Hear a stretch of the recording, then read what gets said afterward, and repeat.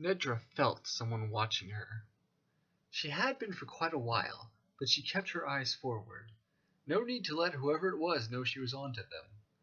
It might have been one of the tarantula's agents, or it might maybe some servant of Krios that the tarantula thought was loyal to only him. Either way, she had to work quickly. Getting the right people on her side would be tricky. She would need a bargaining chip. Being, unfortunately, her father's daughter, her first thought for such a chip came in the form of a kidnapping. There were many high-ranking members of the society and their children that would have been worthwhile, but they would have required quite a bit of effort and had just as much a chance of having her declared a public enemy, again, as getting her what she wanted. Nedra had spent some time going over in her head which leaders would care about their children, and which ones would kill her for appearance's sake. But all those thoughts proved to be a waste of time when she saw a male ant and realized she could create a diplomatic incident without breaking into anything. The city of all nations couldn't risk a male of the queendoms getting hurt without starting a fight with the queendoms. A fight with an uncertain victory. The queendoms wouldn't allow harm to befall any of their males before joining the nest. A somewhat ironic fact when one considered what happened to them inside the nest. If she had a male ant, particularly one that looked as close to becoming fertile as this one did, then she had political sway. If she so chose, it might even help complete the mission Krios had given her. A part of her still wanted to do so. A foolish part, she insisted, bearing the emotions. This is no time for sentimentality. She walked up to the creature, asking him about his wares.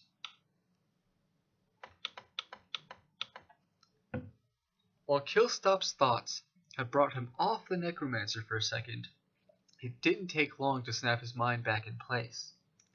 The girl was dangerous, after all. What was she doing here? The city of all nations wasn't exactly the best place for a girl such as herself to hide. There were more than a few districts crowded with refugees from Scorpion and Spiderland raids, and he wouldn't engage any manted elder in a bet on which ones didn't have a small army of would-be bandits waiting to pounce on anything related to Krios. A merchant servant? She was talking to this ant for quite some time. At first he could have dismissed this as a play at being casual, but their conversation was going on for way too long. Either she wanted something from the shop, or she wanted something with the ant. Viseris, do you know how close he is to being fertile? He's at the right size. It will happen soon, if it hasn't already. That will give him quite a bit of political power, until his legs get ripped off, of course. Do you think Nedra wants a bargaining chip to use with the queendoms? Or with the rest of Secta? Too many of our governments are scared to death of them. It amazes me that they're not used for more often. Well, if it goes wrong with the queendoms, they'll make you pay an arm and a leg, and probably a few internal organs, and your head, when they feel you're no longer capable of fully appreciating the suffering. Of course, that's just assuming they don't take over your homeland and eat everyone who shares the same body type. I'm pretty sure that's happened to the Phasmids. Assuming that our friend is thinking of kidnapping this individual, do you think she would have thought these issues out? I think Krios the Destroyer would. I think the Tarantula probably would. Thus, I think it's best to assume that she has, in fact, done so. She's competent, we both know that. So, what should we do? Maybe going back to eyeing some of those merchants with the fat money purses that are always breaking and letting things fall loose? I admit, I actually want to see what she's up to. There's a part of me that thinks we could use her somehow, but the other part of me remembers that someone overate yesterday and left us with little money. They had a whole swarm of doomed mayflies, and so you just devoured them all without even thinking of sharing? You had your chance of the doomed grasshoppers. Besides, since we do mantids eat mayflies. Kilstop barely shook his head before returning to his meditative pose. He sat. He swayed from side to side, and he waited. For what? He wasn't entirely certain at this point. For Viseris to notice something worth stealing? For Nedra to do something interesting? Maybe for some opportunity he hadn't thought of to fall into his lap. Either way, he waited.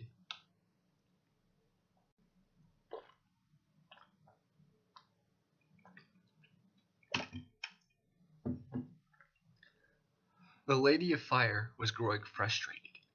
Frustration was something she thought had been bred out of her a long time ago, as it was an emotion that only caused faulty work, and faulty work was a great crime against the nation one worked for. Still, the lobster's prattling as he led her through the poor homes, or, as she secretly suspected, a labyrinth built by a drunkard desperate to make navigation impossible, was bringing that long-forgotten sentiment back. Finally, she had had enough. Praising me will not convince the queendoms to march against the fungoids. I might be able to get you an audience with the great queens, and they might consider it if they consider the fungoids to be a threat that should be dealt with now sooner than later.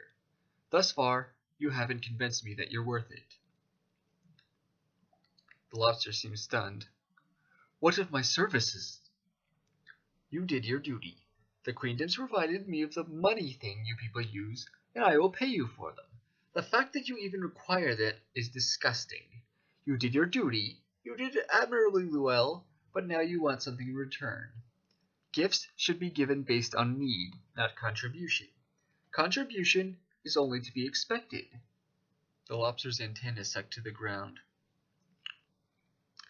Forgive poor Selphus, the Lady of Fire, as he has been selfish. Of course you are right. Aiding a foreigner such as yourself is an important duty, and one I should always be willing to do regardless of what I get out of it. In fact, I will waive the regular payment. However, I must tell you that I do not ask the queendoms to aid my people because I feel I deserve it. This is merely a trick I've tried after having grown too used to the savagery of Mancers and other sectants. I ask because the fungoids are a threat. They destroyed us all, violently, in ways your best torturers would be reluctant to inflict on a traitor. The crabs, lobsters, crayfish, we were all powerless to stop it. Our armies may be weaker than yours, but make no mistake. If the fungoids keep growing in power, they will threaten the queendoms. I am asking that you stop this growth while it's still small.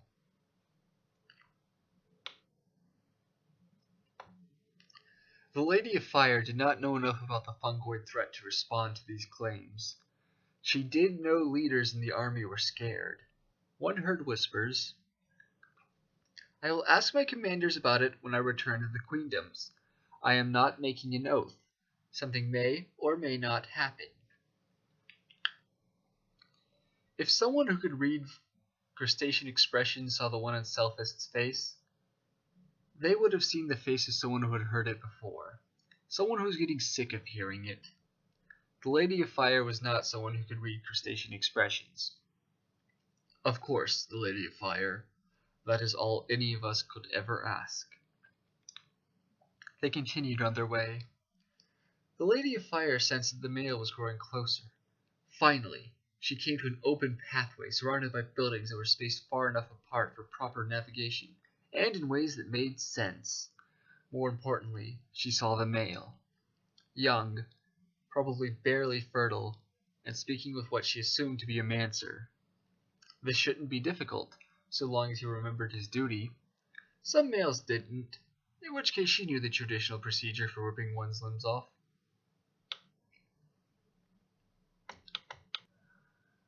There were some doubts at the back of Nedra's head, but she silenced them. As long as I do not ask for the moon, I am certain the queendoms will be accommodating. It's a mate to continue their species. It's the only thing these people understand. As her target continued to ramble about the various symbolic values of the jewelry she had pretended to be interested in, her eyes glanced about, looking for the best route to escape. The poorhouses always seemed impossible to navigate to a foreigner, but she had seen the inexplicable way locals found their way around everything without so much as a moment's hesitation. She'd be caught. The wealthier districts were guarded too well, and she wasn't about to count on pyromancers who adhere to sectan relations. Krios had always told her how hot-headed their entire kind was. Finally, she settled on the cleansing tunnels. Hydromancers had built them recently, and few knew their way around the things. At least, not many in the city of all nations. Krios had thought it to be a valuable route for spies and assassins, and had more than a few agents dedicate the majority of the structure to memory. She briefly wondered why he hadn't told her to use it as an escape route for her original plan. Because he wants you to think for yourself, though he doesn't seem to understand what that means. Besides, it's better this way. Our people won't be expecting it. She breathed, going over the entire plan in her head one last time to ascertain that she had it down. Grab the ant, get to the tunnels, convince the first spider I see that I'm working with Krios, escape the city, and when everyone's calmed down enough to realize the implications of just who I captured, I bargain. I know enough powerful people to figure it out from there. Now all that was left to do was come up with background plans in case her current plan failed. Just as her mind started to spin with ideas, she saw the female ant. The armed female ant.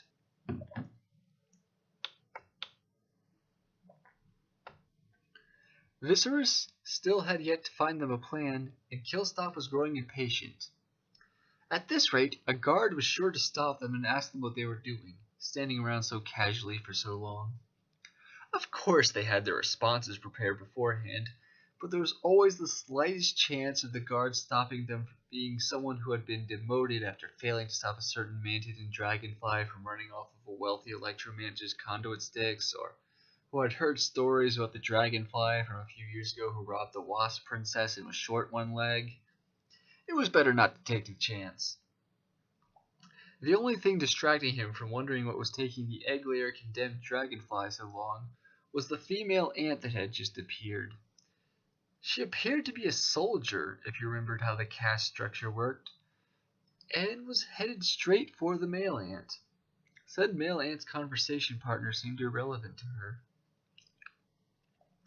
This could end up interesting, or horrible, for everyone, even the uninvolved. Nedra might be helping Krios to start another great conquest, fighting the queendoms as well as the arachnids. The tarantula just might be able to get his way. Who knows how the Mancers would react to this? All he knew was that the right political maneuvers would not be good for Secta, and that the woman in question was just the sort of person to make those very maneuvers. Would the female ant stop Nedra? If she couldn't, maybe Kilstop and Viseris could. They were fast, they were cunning, and stealing was probably the greatest of their talents. There were only two problems Kilstop could see with their interference. One, Viseris probably wouldn't want to go along with it, and two, it would involve going against the violent necromancer. Kilstop assumed that he did not enjoy fighting corpses and ghosts. Viseris, can I suggest something? Why wouldn't you be able to? That's not illegal. Wow, I just said that as if being illegal would stop you. If Nedra kidnaps that ant, we should save it. To be clear, you're suggesting that our best option right now is to piss off a woman who can summon small armies of dead things in the middle of the city, and maybe anger the queendoms with no apparent reward. There'll be no apparent reward if Nedra uses it to send Secta into a continent-wide war. Actually, that would be great for business. Viseris' wings expanded and retracted, his mouth parts drooped. A gesture a master would have referred to as a sigh. Unfortunately for my heart, I have one. Lots of people dying is never a good thing. Okay, if the ant doesn't stop Nedra, and if Nedra's business here involves the male ant, we should get involved. Offer our services to her. Maybe demand a reward. I'm sure the queendoms can offer something. I deeply apologize. I genuinely hope that no harm comes to you. The ant was about to ask an obvious question when Nedra punched him in the face, her fist strengthened by a channeled spirit, and grabbed his unconscious body before it could fall to the ground. Taking a quick glance to determine her surroundings, she was not shocked in the least to see the ant soldier and several pyromancers alerted to her actions, and even less to see the former taking immediate action while the latter tried to organize. Summoning a small swarm of rotting ghosts to distract them, and channeling the same spirit she used to knock her ward out into her legs, Nedra bolted for the nearest tunnel entrance before they could figure out where she was going. She would have gotten away with it, completely unseen if a dragonfly hadn't suddenly appeared by the tunnel entrance. Nedra swore to the gods of multiple cultures before ordering one of the ghosts to go for the creature and leaping down the tunnel, hoping against hope that it wouldn't be a problem. If it were any other secton, she would have assumed an easy death. Dragonflies, however, could be tricky.